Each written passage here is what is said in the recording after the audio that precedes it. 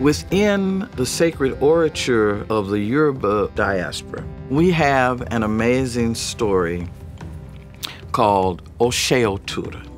Okay. And in Osheotura, what happens is all these deities come down from the heavenly realm onto the planet Earth, and they come down with Oshun, who is the goddess of love and sweet water and sensuality and compassion and all of that.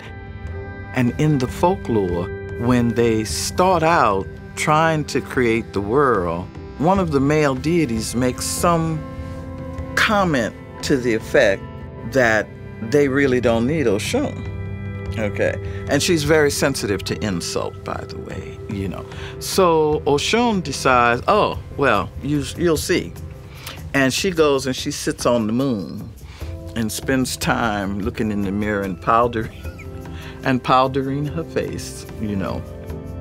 And while she does that, all the sweet water on the earth dries up.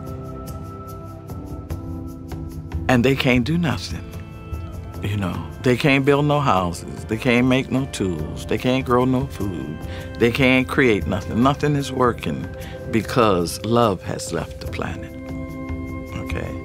And when they realize that nothing is working, they run back up to Olodumare, the one who owns the whole spectrum of the rainbow, the owner of the day. And they complain. You know, what you sent us down here for if we can't accomplish nothing, right? And Olodumare says, somebody's missing from this crew that I sent down there. Where is Oshun? And the comment was made, well, you know, who needs her?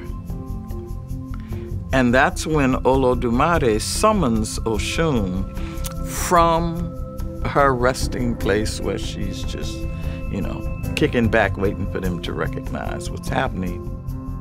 When she arrives, she explains that they insulted her. They were stupid enough to think they didn't need fresh water.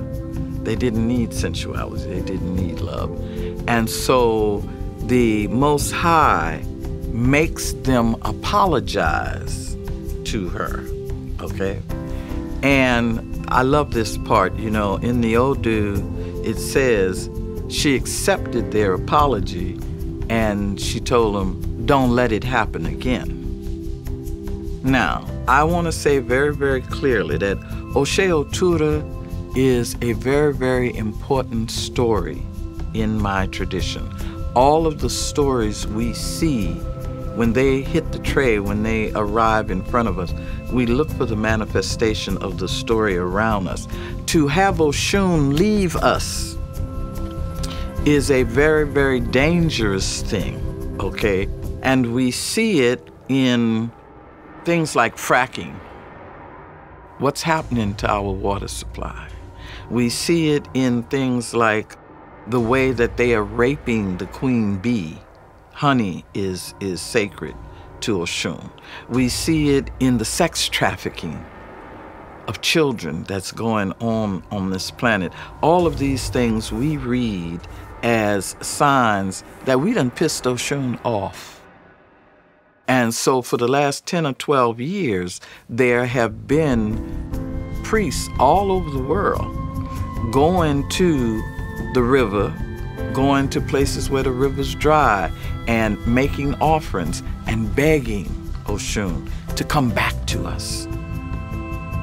All of this is about wanting to recognize the power of the divine feminine.